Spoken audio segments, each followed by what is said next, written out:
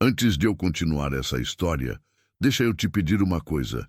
Se você chegou até aqui comigo, escreve aqui nos comentários de qual cidade você está assistindo. Eu adoro saber até onde essa história está chegando e ler cada mensagem de vocês. Agora deixa eu voltar e te contar direitinho como tudo começou.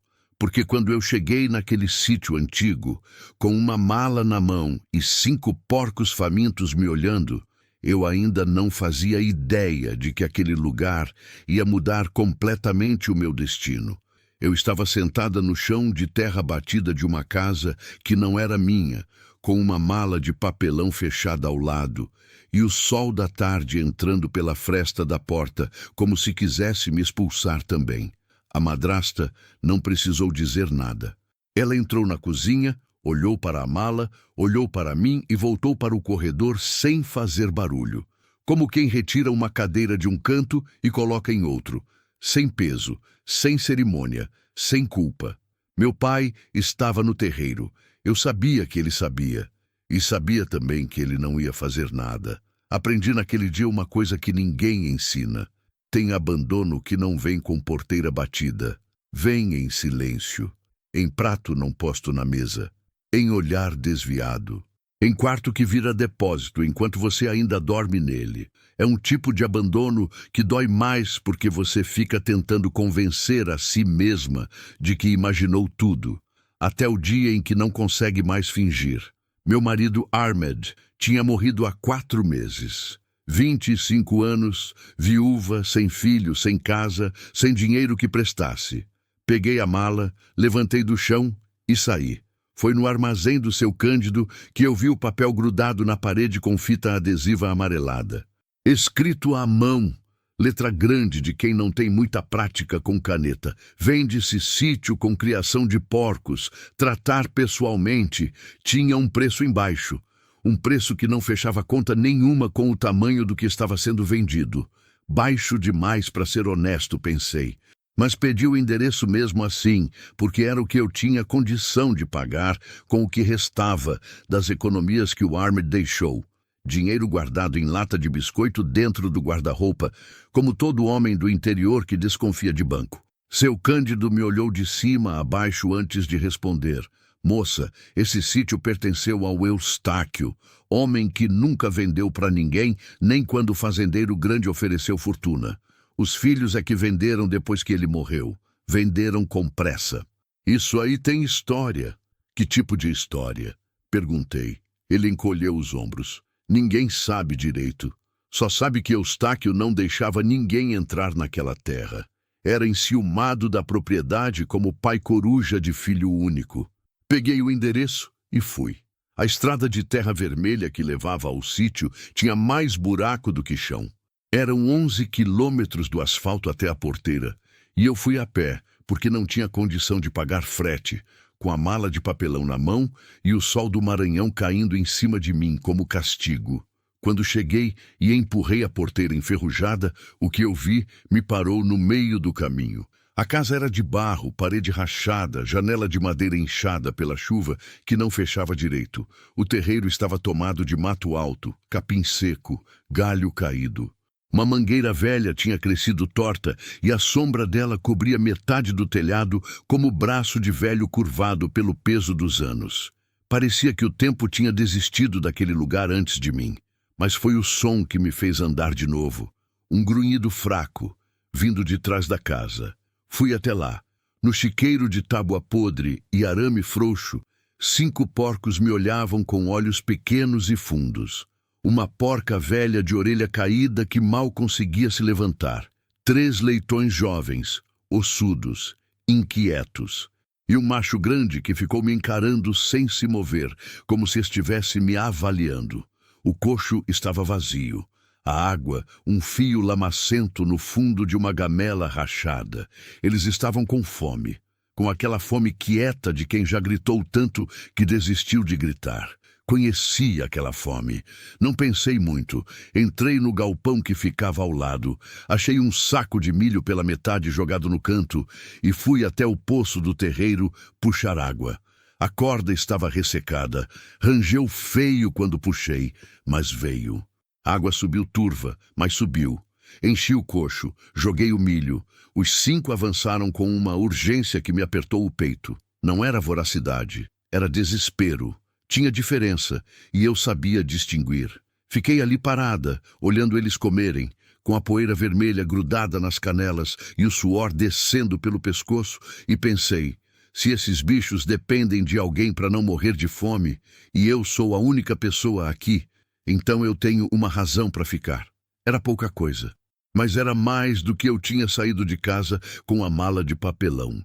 Naquela primeira noite, deitada num colchão de palha que achei dobrado num canto do quarto, com o vento batendo nas janelas de madeira e o canto dos grilos enchendo tudo, eu ouvi o Maranhão de um jeito que nunca tinha ouvido. O interior tem um silêncio que não é ausência de som, é presença de tudo que a cidade cobre. O vento, o bicho noturno, a folha se mexendo, a madeira da casa estaladinha dilatando com o frio que cai de repente depois do calor do dia. Fiquei olhando para o teto rachado e pensei no Ahmed. Ele tinha esse jeito de dormir com o braço estendido para minha direção, como se mesmo dormindo quisesse me alcançar. Quando acordava de madrugada com algum pesadelo, eu botava a mão naquele braço e ele parava de se mexer. Era a única coisa que precisava. Agora não tinha braço nenhum, só teto rachado e grilos. Chorei sem fazer barulho, que é o tipo de choro que se aprende quando se mora em casa de gente que não tem mais obrigação de te ouvir. Depois parei, não por força, por cansaço, e dormi. Na manhã seguinte, fui primeiro ao chiqueiro antes de fazer qualquer outra coisa. A porca velha estava deitada de lado, respirando fundo. Os leitões dormiam em cima uns dos outros. O macho grande ficou de pé quando me viu. Me encarou por um instante e depois voltou a deitar. Tomei aquilo como aprovação. Enchi o coxo de novo, puxei água. Observei cada um deles se mexer, tentando aprender o que não sabia, que era tudo. Eu nunca tinha criado porco na vida. Nunca tinha cuidado de terra. Nunca tinha vivido sozinha. Mas o sítio estava ali, e os porcos estavam ali, e eu estava ali, e nenhum dos 3 tinha muito mais opção. Foi quando ouvi passos na estrada de terra. Olhei pela fresta do portão do chiqueiro. Uma mulher de cabelos brancos presos na nuca, passo firme, um pote nas mãos coberto com pano de prato. Ela parou na porteira, olhou para o terreiro, me viu e não demonstrou surpresa nenhuma, como se estivesse esperando encontrar alguém ali, ou como se qualquer coisa que aparecesse naquele sítio já não pudesse mais surpreendê-la. Você comprou a terra do Eustáquio, disse ela. Não era pergunta. Comprei, respondi. Ela ficou me olhando por alguns segundos, com um olhar que pesava sem ser grosseiro, que avaliava sem ser desrespeitoso. Meu nome é Generosa, disse por fim. Eu era vizinha dele há 30 anos. Fui eu quem jogou milho para esses porcos, enquanto os filhos corriam para vender tudo antes de enterrar direito. Ela empurrou a porteira, entrou sem pedir licença, caminhou até o chiqueiro, olhou os animais com os olhos de quem conhece cada um deles pelo comportamento e depois me olhou de volta. Quantos anos você tem? 25. Ela balançou a cabeça devagar, como quem ouve uma informação que confirma algo que já desconfiava. E você vai ficar aqui? Perguntou. Olhei para o terreiro, para o mato alto, para as paredes rachadas, para os porcos magros, para o céu do Maranhão que era imenso e azul e indiferente a tudo que acontecia embaixo dele. Vou, disse. Generosa pousou o pote sobre o muro do chiqueiro, tirou o pano de prato e estendeu para mim. Era arroz com feijão e um pedaço de carne de sol, quente ainda. Então vamos começar, ela disse. Primeiro você come, depois eu te ensino o que você precisa saber. Peguei o pote com as 2 mãos. E pela primeira vez desde que o Ahmed morreu, alguém tinha me oferecido alguma coisa sem querer nada em troca. Eu comi ali mesmo, de pé, encostada no muro do chiqueiro, com a poeira vermelha no ar e o cheiro de terra do Maranhão me entrando pelo nariz, enquanto Generosa me ensinava a diferença entre porco com fome e porco doente, e eu escutava com toda a atenção de quem sabe que o que vem a seguir vai mudar alguma coisa. Ainda não sabia o tamanho do que estava para mudar. Eu encontrei a caixa numa noite de temporal. Não estava procurando nada. Estava tentando sobreviver ao barulho. A chuva tinha começado no fim da tarde, devagar, com aquele cheiro de terra molhada que o Maranhão solta quando o céu finalmente cede. Um cheiro tão forte que parece que a terra inteira está respirando de alívio. Mas em menos de uma hora, o que era chuva virou temporal de verdade. Trovão em cima de trovão, relâmpago clareando o terreiro inteiro de branco, e a chuva batendo no telhado de zinco, com um barulho que cobria qualquer outro som do mundo. Eu corri para o chiqueiro primeiro, antes de pensar em mim mesma. Os porcos estavam agitados. A porca velha, que eu já tinha começado a chamar de Marta, porque tinha jeito de Marta, jeito de mulher cansada que já viu coisa demais, ficava se levantando e deitando sem sossego. Os leitões se empurravam num canto. O macho grande andava de um lado para o outro com aquela passada pesada que balançava as tábuas do chão. Prendi o arame da porteira do chiqueiro com um nó duplo que Generosa tinha me ensinado. Cobri o coxo com uma tábua para não alagar e voltei correndo para casa encharcada até o osso. Dentro não estava muito melhor. A janela do quarto tinha arrebentado do trinco com o vento e batia sem parar, e a chuva entrava em diagonal, molhando o colchão de palha. Empurrei o colchão para o canto mais seco, preguei a janela com um pedaço de pau que achei no chão e fui acender o lampião porque a luz tinha caído. Foi quando escorregue. O chão perto do fogão de lenha estava molhado, infiltração de algum lugar, e meu pé foi e o resto do corpo foi junto. Caí de lado, bati o cotovelo na parede, soltei um palavrão que o Armed teria achado graça e fiquei sentada no chão por um momento esperando a dor passar.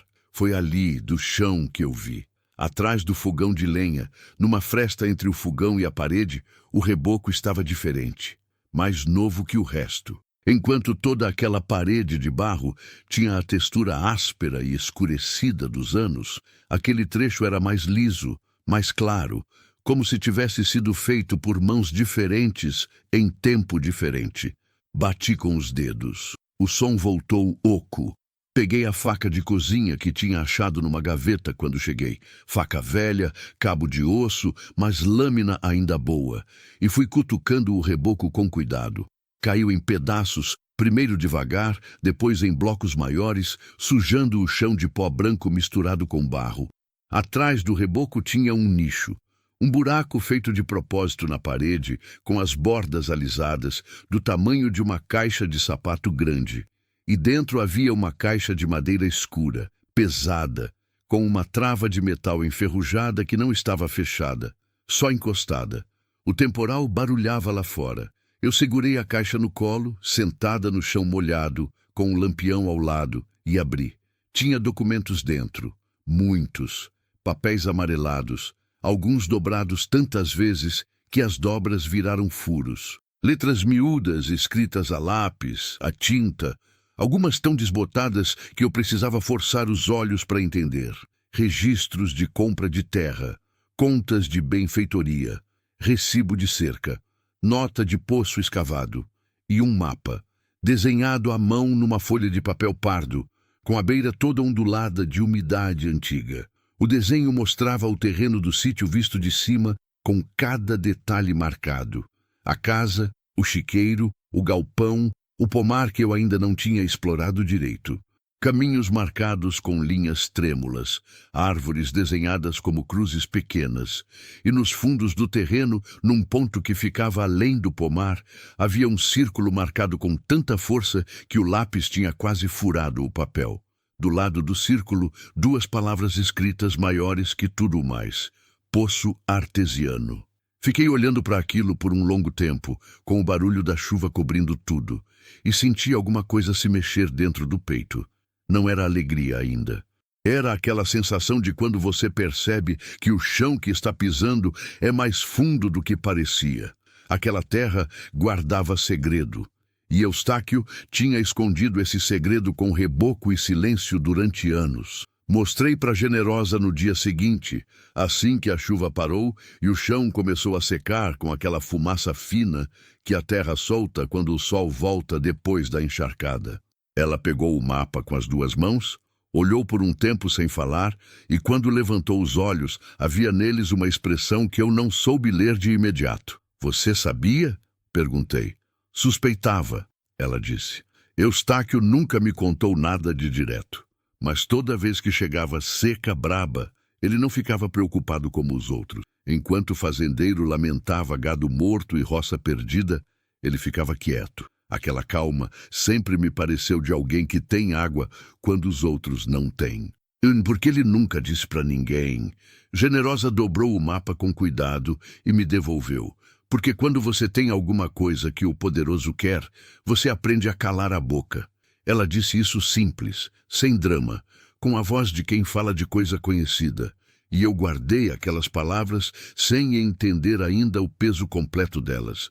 Entenderia em breve. Fui até os fundos do terreno na tarde daquele mesmo dia, com o mapa na mão e o sol ainda forte nas costas. O pomar era maior do que parecia de perto da casa. Mangueiras antigas, troncos grossos, galhos que se entrelaçavam formando um teto de folha que afastava o calor. Tinha jabuticabeiras escondidas entre elas, carregadas de fruto roxo escuro que ninguém colhia. Uma laranjeira curvada de tanto fruto que alguns já tinham caído e apodrecido no chão. Aquilo tudo estava aqui, esperando. Segui o mapa além do pomar, por um trecho de mato mais baixo, capim seco e arbusto ralo. Encontrei as pedras. Um conjunto de pedras grandes, cobertas de musgo verde escuro, dispostas num semicírculo que parecia natural, mas não era. Tinha mão de gente ali naquela arrumação.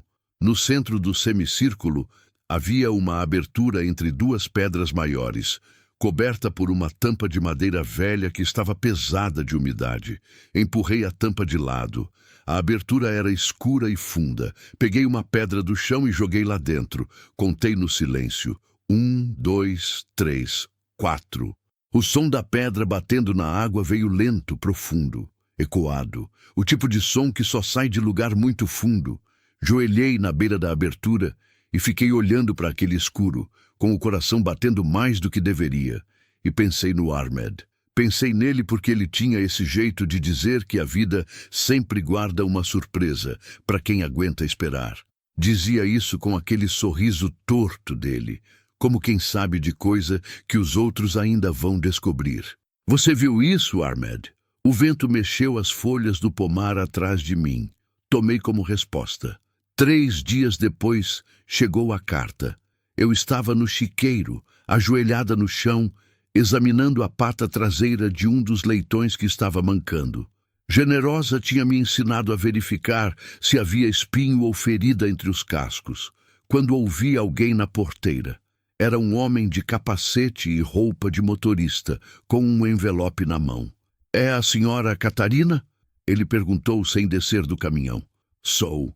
Ele estendeu o envelope pela janela. Eu fui até lá, peguei, e ele foi embora sem mais palavra, levantando uma nuvem de poeira vermelha na estrada. Abri ali mesmo, na sombra da mangueira torta do terreiro. O papel dentro era timbrado. Cabeçalho com nome e endereço de escritório, fonte preta e séria.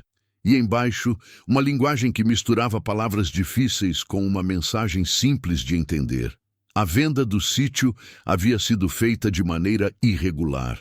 Os filhos de Eustáquio não teriam tido autoridade legal para realizar a transação sem análise de inventário completo. O senhor Fidélio Borges da Cunha, proprietário rural da região, estava disposto a ressarcir o valor pago pela signatária, desde que a propriedade fosse devolvida no prazo de 30 dias.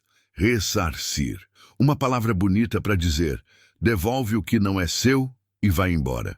Fiquei com o papel na mão por um tempo que não soube medir.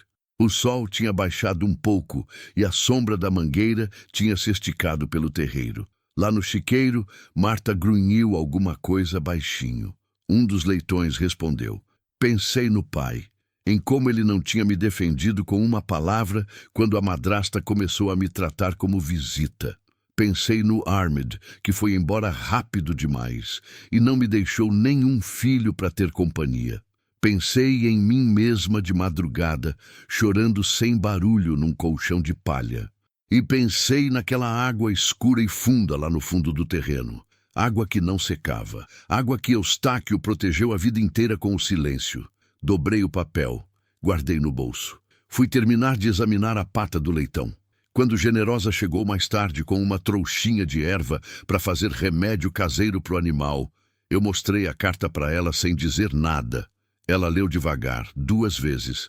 Dobrou o papel do mesmo jeito que eu tinha dobrado e me devolveu. Fidélio Borges, ela disse com uma voz que não tinha surpresa, só confirmação. Eu sabia que ele ia aparecer. Era só questão de quando. Você o conhece? Conheço o tipo, ela disse.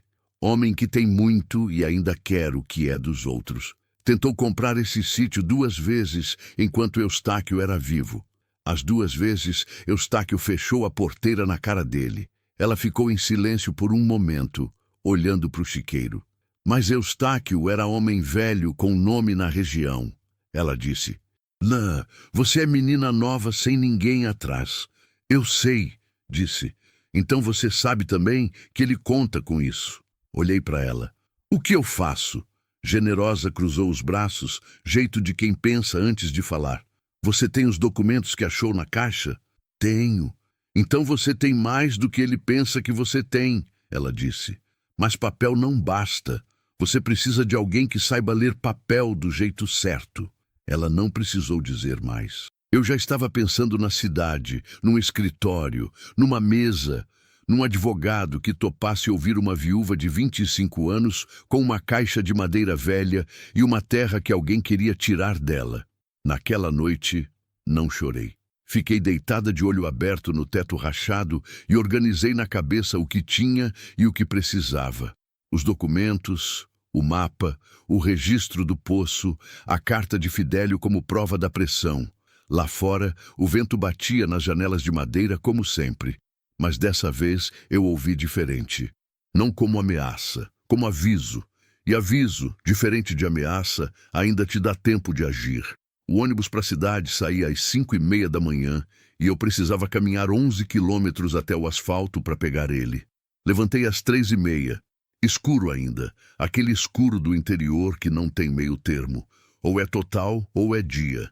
Acendi o lampião, botei água para esquentar, tomei café ralo em pé mesmo, olhando pela janela para o terreiro que a luz fraca do lampião mal alcançava. Antes de sair, fui ao chiqueiro. Joguei milho. Puxei água. Marta me olhou com aquele olho pequeno e fundo dela, a orelha caída, balançando, quando ela abaixou a cabeça para o coxo. Volto hoje, disse para ela. Ela não respondeu, mas comeu. Tomei como concordância. Peguei a caixa de madeira com os documentos de Eustáquio, envolvi em pano de saco para proteger da poeira, coloquei dentro da sacola que carregava no ombro e saí na escuridão. A estrada de terra vermelha de madrugada é outro mundo. Não tem poeira porque o sereno da noite ainda segura o chão. Tem só o barulho do sapo, do grilo e às vezes um pio de coruja que para o coração de susto antes de você lembrar que é só bicho. O céu do Maranhão de madrugada é uma coisa que não tem explicação boa em palavra. É imenso, cheio de estrela, com aquela faixa leitosa do meio que parece que alguém derramou luz sem querer. Eu caminhei olhando para baixo na maior parte do tempo, porque estrada de terra escura tem buraco, tem galho, tem cobra que pode estar atravessando. Mas de vez em quando levantava os olhos para o céu e pensava no Armed. Ele gostava de madrugada, dizia que era a única hora em que o mundo ficava honesto, porque sem ninguém olhando as coisas voltavam a ser o que eram de verdade. Eu achava graça daquilo na época. Agora entendia. Cheguei no asfalto quando o céu ainda estava roxo. Esperei o ônibus sentada numa pedra, com a sacola no colo, e quando ele apareceu, com os faróis cortando a neblina fina da manhã, subi com aquela sensação de quem está indo para a batalha sem ter certeza do tamanho do inimigo. A cidade ficava a 2 horas de ônibus por estrada, que misturava asfalto bom com asfalto remendado. Fui olhando pela janela o Maranhão acordando. Gado no pasto, fumaça subindo de casa de fazenda, garça branca parada na beira de açude, céu abrindo do roxo para o laranja com aquela lentidão bonita que a pressa da cidade nunca deixa ver direito. Generosa tinha me dado o nome do advogado. Doutor Valério, ela tinha dito na tarde anterior. Homem sério. Não é o mais barato, mas é honesto, que é mais raro que barato. Eu não tenho muito dinheiro, eu tinha dito. Ela tinha me olhando por um instante. Conta o que você tem. Deixa ele decidir se pega ou não. Foi o conselho que levei. O escritório do Dr. Valério ficava numa rua lateral do centro, numa sobrado antigo de janela alta e placa de metal na parede. Cheguei às 8 e pouco, antes do horário de atendimento. Sentei na cadeira de madeira do corredor e esperei com a sacola no colo, observando o movimento da rua lá embaixo, pela janela aberta. Quando ele apareceu, era um homem de uns 50 anos, cabelo grisalho, óculos de grau, passo apressado de quem tem mais coisa para fazer do que tempo para fazer. Me olhou brevemente, olhou para a sacola e disse para eu entrar.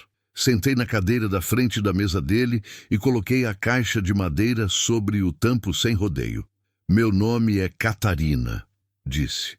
Comprei um sítio no interior com todas as economias que eu tinha no mundo. Agora um fazendeiro chamado Fidélio Borges está me mandando carta dizendo que a venda foi irregular e que eu tenho 30 dias para devolver. Tenho 25 anos, sou viúva e não tenho para onde ir. Dentro dessa caixa tem documentos do homem que era dono antes de mim. Não sei se valem alguma coisa, mas é tudo que tenho. Falei tudo isso sem parar, de um fôlego, porque se parasse ia gaguejar. O doutor Valério ficou me olhando por um momento com aquela expressão fechada de quem ainda não formou opinião. Depois, estendeu a mão para a caixa. Me deixa ver. Ele ficou 40 minutos lendo.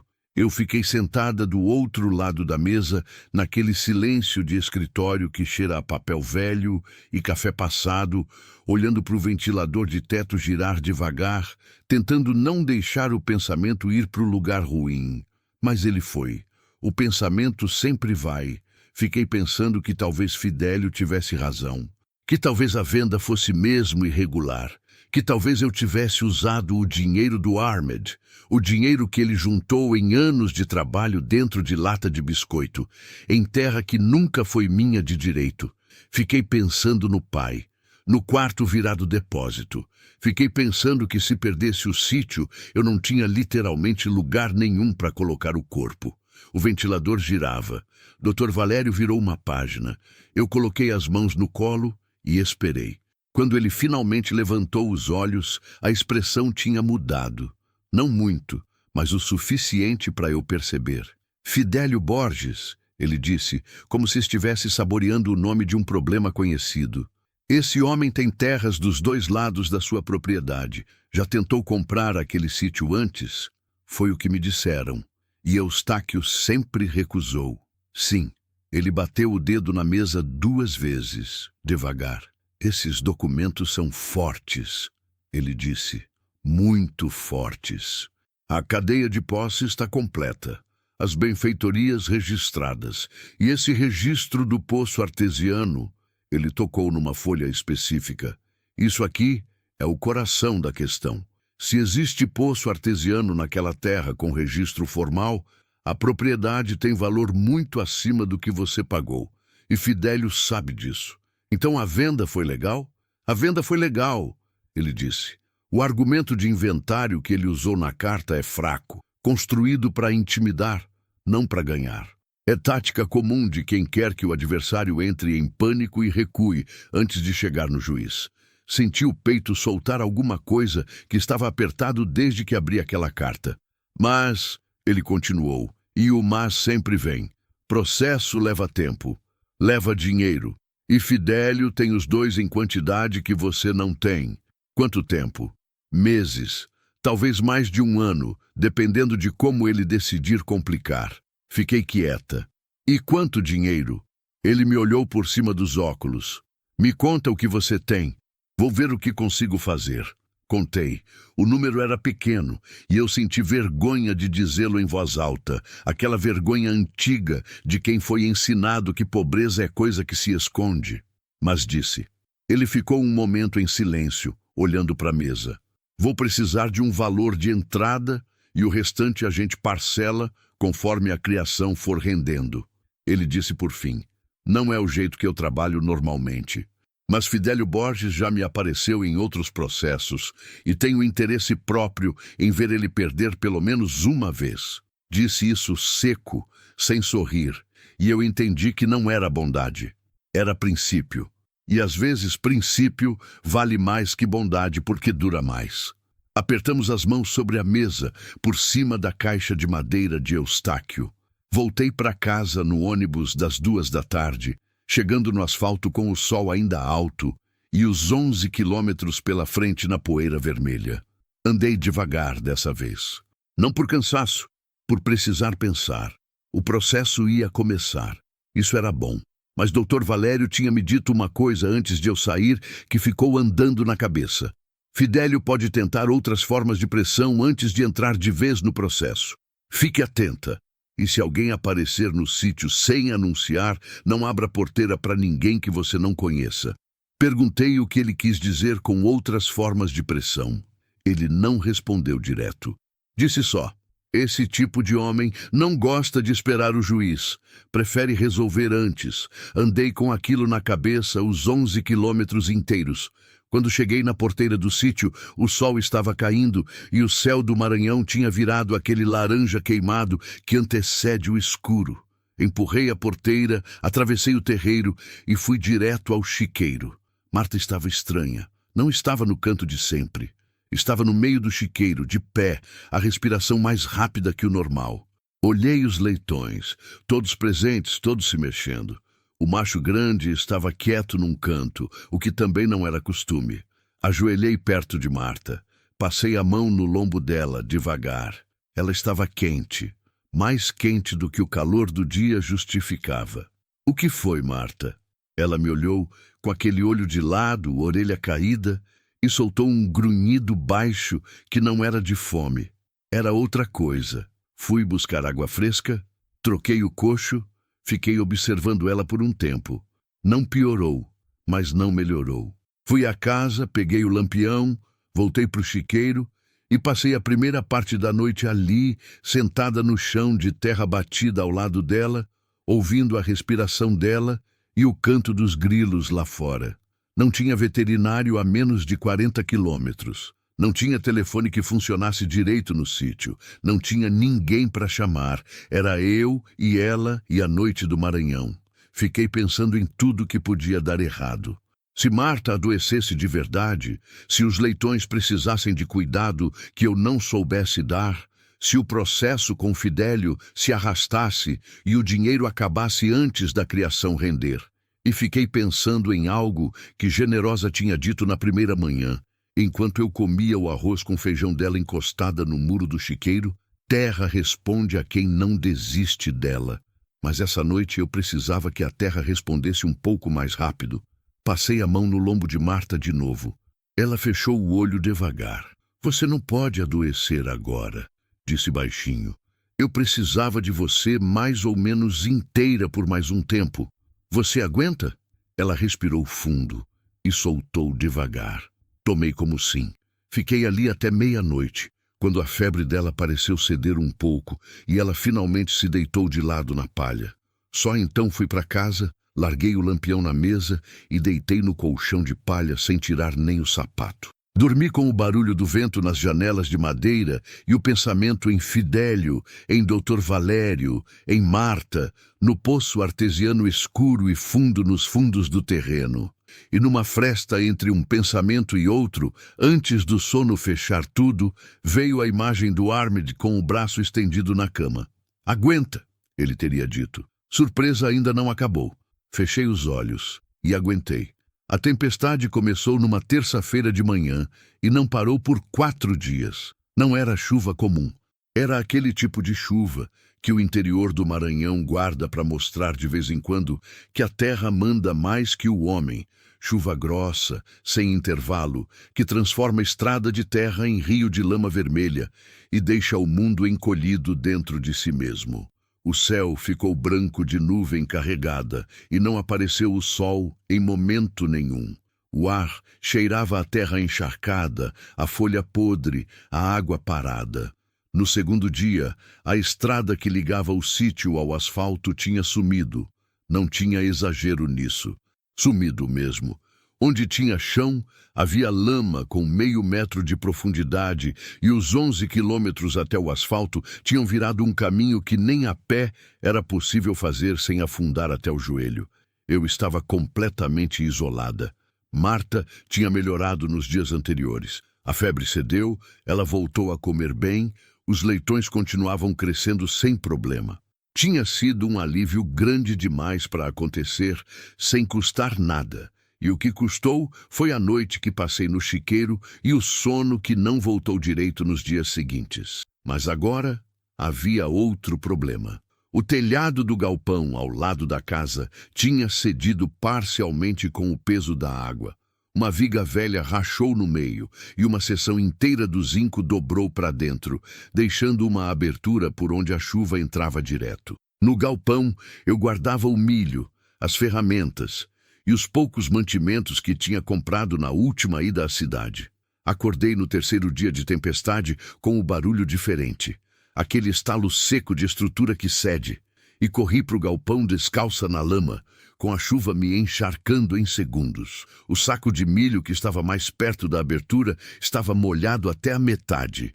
Arrastei ele primeiro, depois o outro saco, depois as ferramentas, empilhando tudo no canto mais protegido do galpão, enquanto a chuva entrava pela abertura e formava uma poça crescente no chão de terra batida.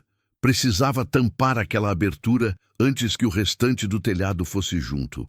Olhei para os materiais que tinha. Uma lona velha que achei dobrada num canto quando cheguei ao sítio.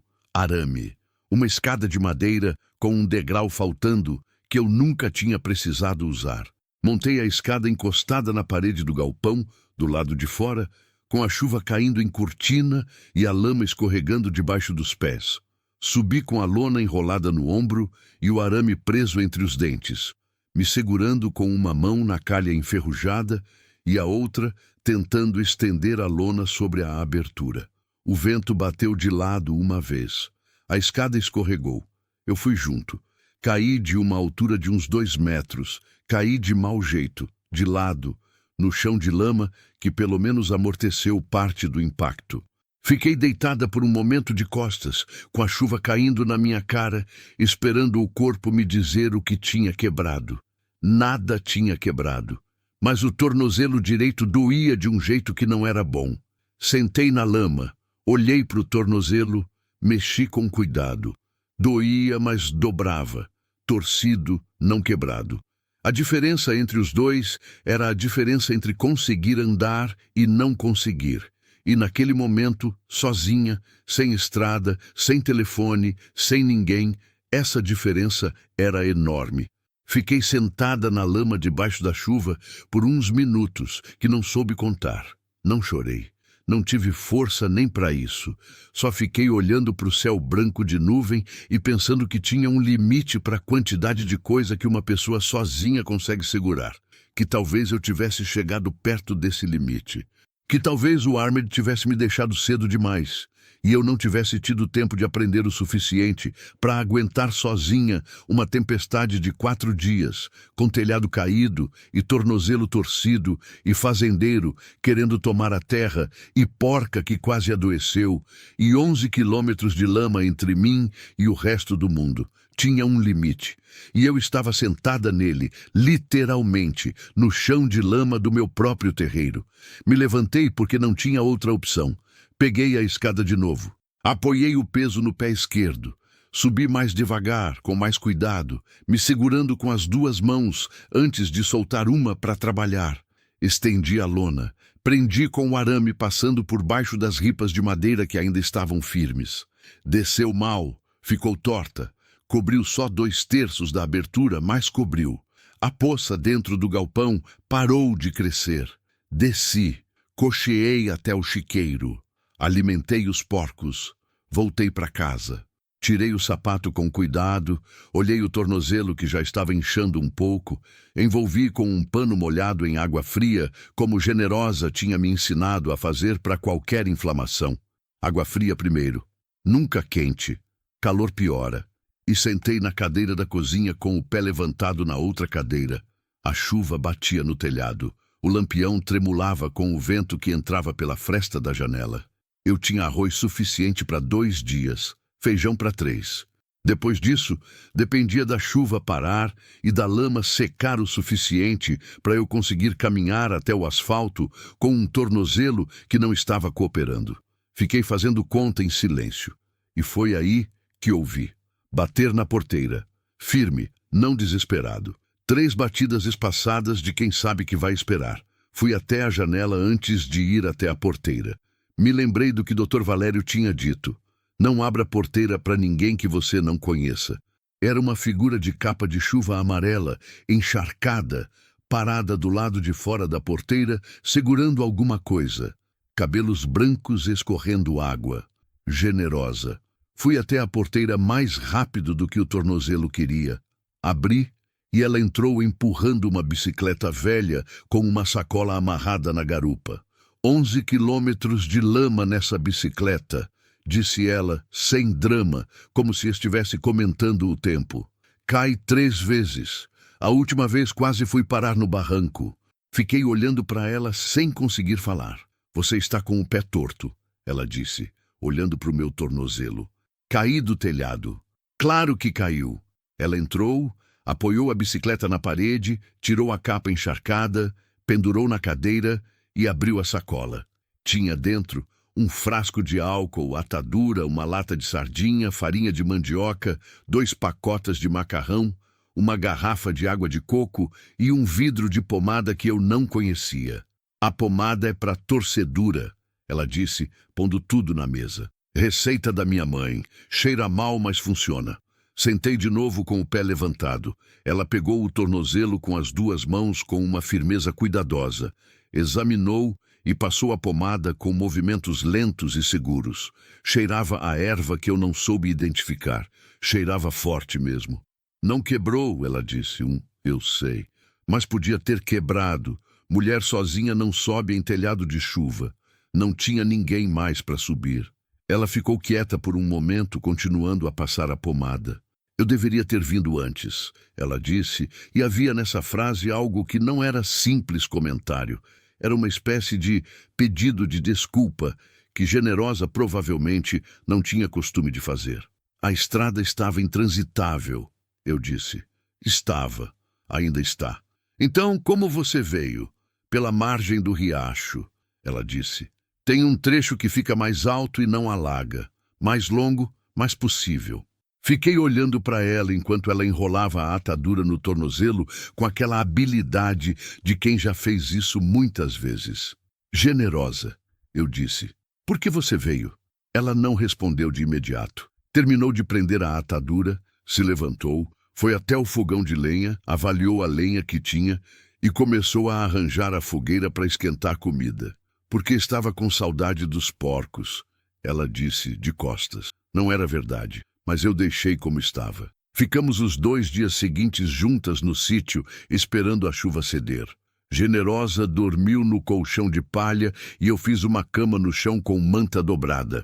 Insisti nessa divisão e ela aceitou sem muito argumento, o que me disse que o tornozelo dela também não estava ótimo depois de 11 quilômetros de bicicleta na lama. Durante esses dias, a conversa foi crescendo devagar, do jeito que conversa cresce entre pessoas que não têm costume de falar muito. Não era conversa de pergunta e resposta. Era mais tipo de coisa que vai saindo enquanto as mãos estão ocupadas, descascando mandioca, alimentando os porcos, consertando o arame frouxo do chiqueiro. Foi assim que eu soube que Generosa tinha sido casada também. Que o marido tinha morrido havia 14 anos de problema no coração, que ela não tinha filho, que o sítio onde morava era menor que o meu, e ela vivia de uma aposentadoria pequena e de uma horta que vendia na feira da cidade uma vez por mês. Você não tem medo de ficar sozinha? Perguntei uma tarde, mexendo o feijão no fogo. Ela pensou antes de responder. Já tive, ela disse. No começo, depois que o Antônio foi, eu ficava com medo até de apagar o lampião à noite. Parecia que o escuro ia me engolir. E passou. Passou o medo de ficar sozinha, ela disse. O que não passa é a saudade. São coisas diferentes. Confundi as duas por muito tempo. Fiquei com aquilo. Saudade e medo eram coisas diferentes. Eu também tinha confundido. Achava que o que sentia era medo de continuar sem o Armid, mas talvez fosse só saudade. E saudade, diferente de medo, não paralisa, só dói. Diferença pequena, mas mudava tudo. No quarto dia, a chuva parou. Parou de vez, de uma hora para outra, como se alguém tivesse fechado uma torneira. O céu abriu numa faixa azul do lado do nascente e foi crescendo até tomar tudo. O sol apareceu com aquela força de quem ficou preso por tempo demais. E o cheiro da terra encharcada, secando ao sol, é uma coisa que não tem igual. Um cheiro quente, vivo, como se a terra estivesse respirando mais fundo. Eu e Generosa ficamos paradas no terreiro olhando o céu clarear. Os porcos farejavam o ar novo pelo arame do chiqueiro. Marta ficou de pé, orelha levantada de um lado como se estivesse escutando alguma coisa que a gente não ouvia. Vai secar rápido com esse sol, disse Generosa. 2 dias e a estrada está praticável. Ela concordou com a cabeça. Ficamos em silêncio por um momento. Generosa, eu disse. Quando o processo começar de verdade, quando Fidélio resolver reagir de algum jeito, e ele vai reagir, eu não sei o que esperar. Ela me olhou de lado. Ninguém sabe, ela disse. É assim que funciona. Você não sabe o que vem. Você só decide se vai continuar de pé quando vier. E se eu não conseguir? Ela ficou me olhando por um momento com aquele olhar pesado e cuidadoso dela. Você já caiu de telhado, torceu o tornozelo. Ficou 4 dias isolada, quase perdeu o milho, cuidou de porca doente sozinha e ainda assim todo animal desse chiqueiro está vivo e de barriga cheia. Ela parou. Me faz uma pergunta melhor, ela disse. Não tive resposta para isso. O sol do Maranhão continuava abrindo o céu, devagar e firme, do jeito que o sol do interior sempre faz, sem pedir licença, sem anunciar, só vindo. E eu fiquei ali parada no terreiro com o tornozelo enfaixado e a lona torta no telhado do galpão e os porcos farejando o ar novo. E pensei que talvez resistir não fosse uma questão de saber se você consegue. Era uma questão de não parar antes de descobrir. A decisão chegou numa manhã de céu completamente limpo, daquelas manhãs do Maranhão que parecem pedir desculpa por tudo que a chuva fez. Azul fundo, sol forte desde cedo, ar lavado com cheiro de terra seca e flor de laranjeira vindo do pomar. Eu estava no chiqueiro quando ouvi o carro na estrada. Não era comum ouvir carro naquela estrada. O barulho de motor chegava de longe, amortecido pela distância e pela mata rala dos lados. E quando cheguei na porteira, o carro já tinha parado e doutor Valério estava descendo com uma pasta debaixo do braço e a gravata frouxada pelo calor que ele claramente não estava acostumado a suportar. Ele não mandou mensagem, não avisou que vinha. Isso me disse alguma coisa antes mesmo de ele abrir a boca. Boa notícia ou má notícia? Perguntei com a mão ainda no arame da porteira. Ele me olhou por cima dos óculos. Boa, ele disse. Mas você precisa assinar umas coisas. Entramos na cozinha. Ele pôs a pasta na mesa, abriu e foi tirando documento por documento com aquela paciência de quem fez isso muitas vezes e sabe que apressar não adianta. Eu fiz café no fogão de lenha enquanto ele organizava tudo, e o cheiro do café misturou com o cheiro de papel e com o cheiro da lenha queimando. E aquele conjunto de cheiro me pareceu de repente o cheiro de uma vida que estava sendo construída em cima de outra que tinha desmoronado. A alegação de Fidélio foi rejeitada pelo juiz. Doutor, Valério disse quando o café estava na mesa e os papéis estavam em ordem. A cadeia de posse é válida. A venda foi legal.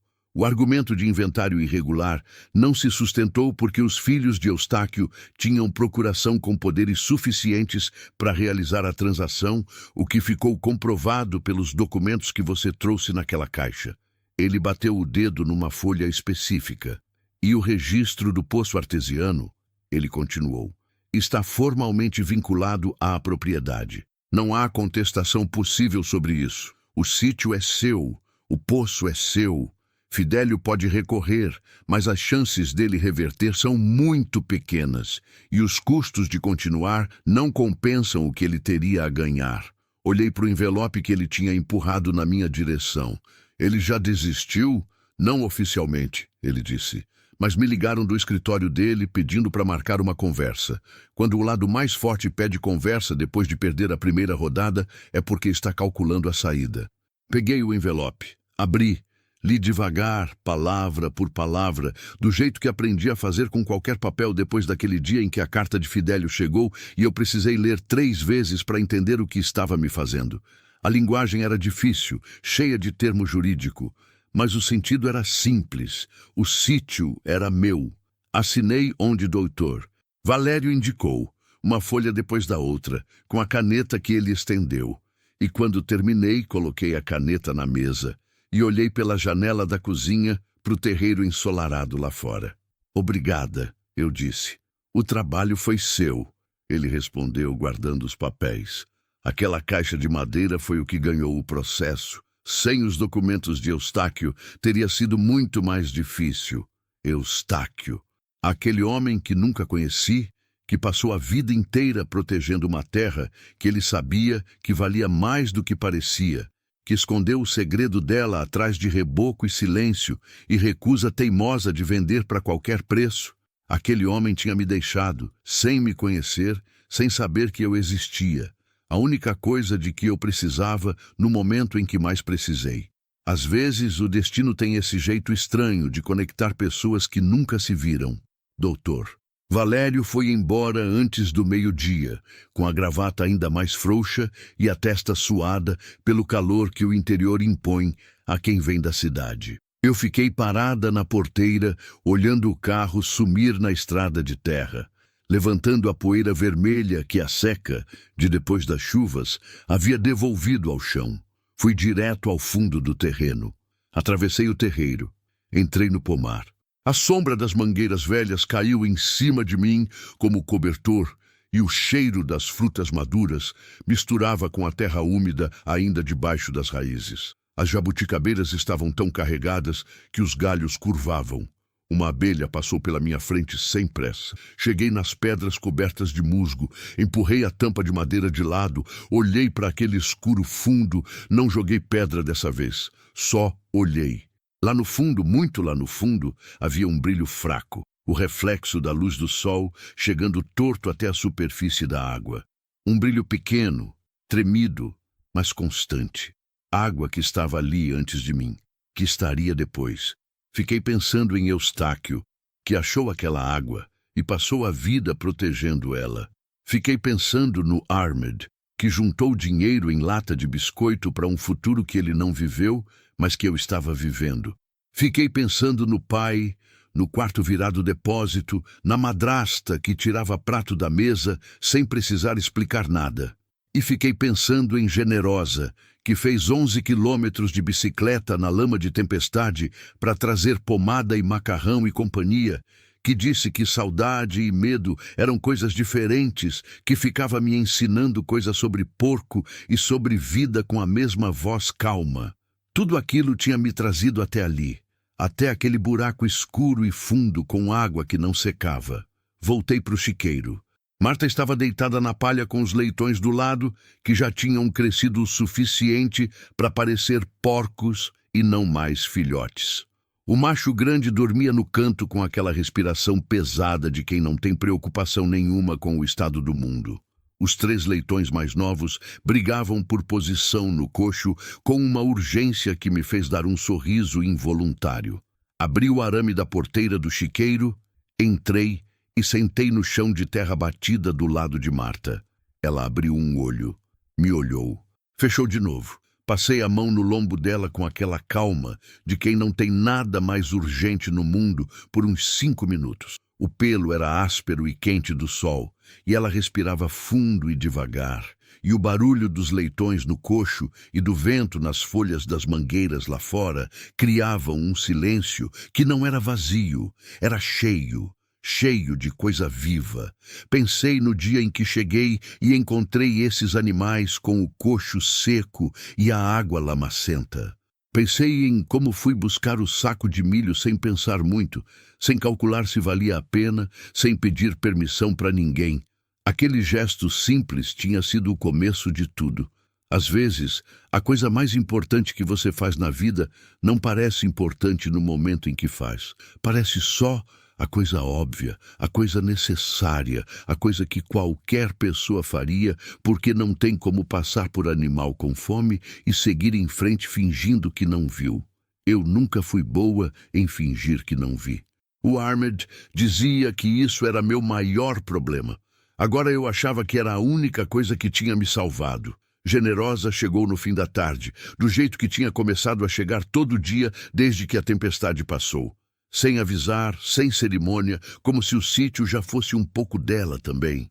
O que de alguma forma era verdade, porque ela tinha cuidado daqueles porcos quando ninguém mais cuidava, e tinha vindo de bicicleta na lama quando eu estava sozinha, e o telhado tinha cedido.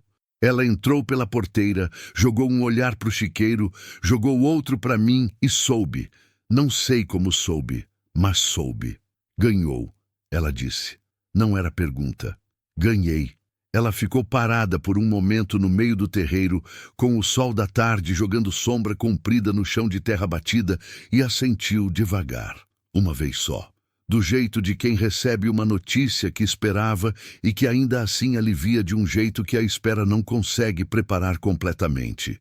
O Eustáquio ficaria satisfeito, ela disse. Você acha que ele sabia que um dia alguém ia usar aqueles documentos? Ela ficou em silêncio pensando. Acho que ele não sabia quem, ela disse por fim, mas guardou para alguém. Homem que esconde coisa atrás de reboco não esconde para ficar escondido para sempre. Esconde para encontrar a hora certa. A hora certa tinha sido eu, numa noite de temporal, caindo no chão molhado da cozinha e ouvindo o som oco na parede. O destino tem um senso de humor às vezes. Fomos juntas até o pomar antes de escurecer. Colhemos manga, jabuticaba, laranja, mais do que as duas podiam carregar, mais do que as duas podiam comer. Deixamos o resto para os pássaros que já tinham descoberto o pomar de volta e faziam barulho nas copas das árvores com aquela alegria sem razão que pássaro tem. Na volta, paramos na beira do poço. Generosa olhou para dentro por um longo tempo, com o pé do sol iluminando as pedras de musgo ao redor. Quanto tempo ele ficou aqui escondido? Ela disse baixinho. Não era para mim, era para ela mesma. A água não seca, eu disse. Não, ela concordou. Esse tipo não seca. Ficamos em silêncio. O vento mexeu as folhas do pomar atrás de nós. Um sabiá cantou de algum lugar entre as mangueiras. Aquele canto de fim de tarde que o sabiá reserva para a hora em que a luz está bonita, como se ele também soubesse apreciar. Naquela noite, depois que Generosa foi embora, eu fiz uma coisa que não fazia desde que o Armed morreu. Sentei na soleira da porta da frente, com as costas na madeira da porta e os pés no terreiro, e fiquei olhando o céu escurecer. O Maranhão à noite tem um céu que parece mais perto do que deveria. As estrelas aparecem cedo, e aparecem muitas, e quando não tem lua, você consegue ver aquela faixa do meio que o Armed chamava de o rio do céu, e fica pensando no tamanho das coisas e no quanto você é pequeno dentro delas. E isso que em outros momentos poderia ser angustiante, naquela noite era só verdadeiro. Eu era pequena, o céu era enorme, a terra era minha. Fiquei pensando no ano que tinha sido aquele, no dia em que peguei a mala de papelão e saí da casa do pai sem que ninguém dissesse nada. No anúncio de papel grudado na parede do armazém, na estrada de 11 quilômetros percorrida a pé, com mala na mão e o sol caindo de frente, nos porcos com o coxo seco, em Generosa, chegando com pote de comida na primeira manhã, no nicho escondido atrás do reboco, no poço artesiano e aquele som demorado de pedra batendo em água funda, na carta de Fidélio, nos 11 quilômetros de bicicleta na lama de tempestade, no tornozelo torcido, na lona torta no telhado, na assinatura de papel de manhã, com cheiro de café e lenha queimando. Tudo aquilo tinha acontecido com uma mulher de 25 anos que não sabia criar porco, não sabia consertar telhado, não sabia enfrentar fazendeiro poderoso, não sabia viver sozinha. E aquela mulher continuava aqui, com tornozelo bom de novo, com porcos gordos, com pomar carregado, com poço de água que não seca. Pensei no Ahmed, com uma clareza que às vezes demora a chegar.